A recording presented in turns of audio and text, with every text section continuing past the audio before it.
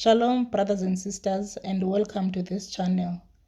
If you are watching or listening to this channel for the first time, you are welcome. Today we are doing a recap on seal 1 to 4, that is on Revelation chapter 6 from verse 1 to 8.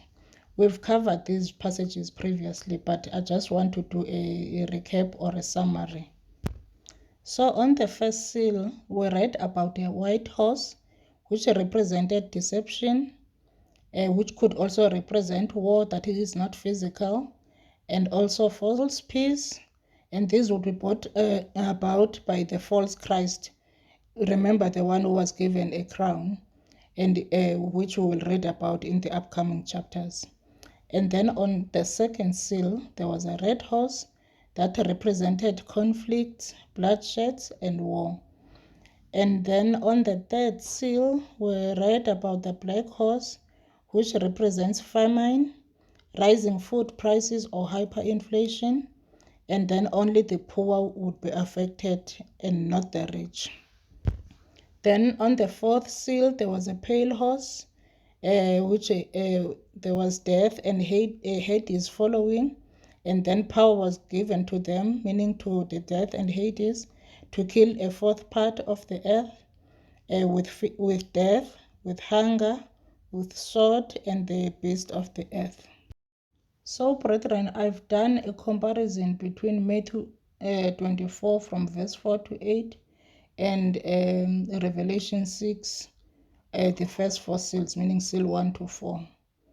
I think you can refer to the table on the screen for the comparison. So I just did this so that we can see the correlation between Matthew 24 and the seals, the first four seals of Revelation.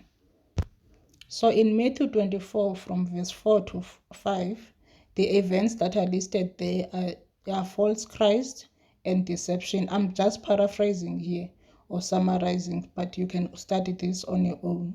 So it's as false Christ and deception, which correlates with the first seal of Revelation chapter 6, which are the events that are listed under the first seal of false Christ, the one that I said I believe it is the Antichrist, and it is deception, false peace, and war that is not physical. And if you read Matthew 24 from verse 6 to 7, you will also hear of wars, rumors of wars, and that is nation rising against nation, kingdom against kingdom.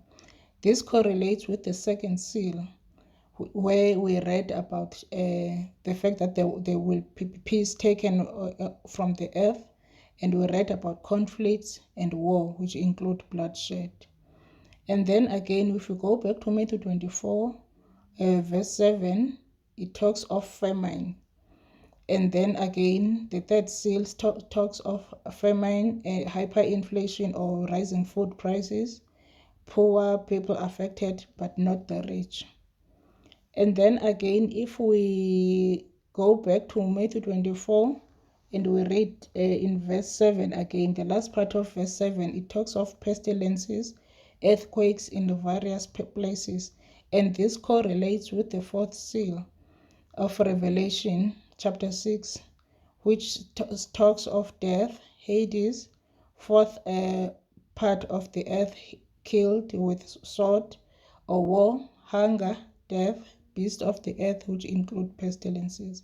So I just did this correlation, brethren, because when you read the seals, or when you read the Bible, there will always be somewhere in the Bible that correlates with what you've read.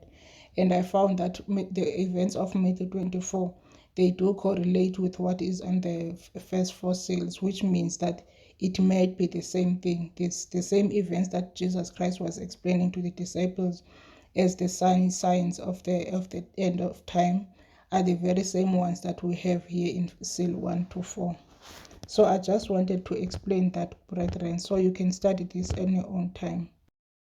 We can now conclude, brethren, that seal 1 to 4 represents what the Lord calls the beginning of sorrows in Matthew 24. Some versions call it the birth pangs. Some versions call it the birth pains. So that is the conclusion. Seal 1 to 4 represent the beginning of sorrows.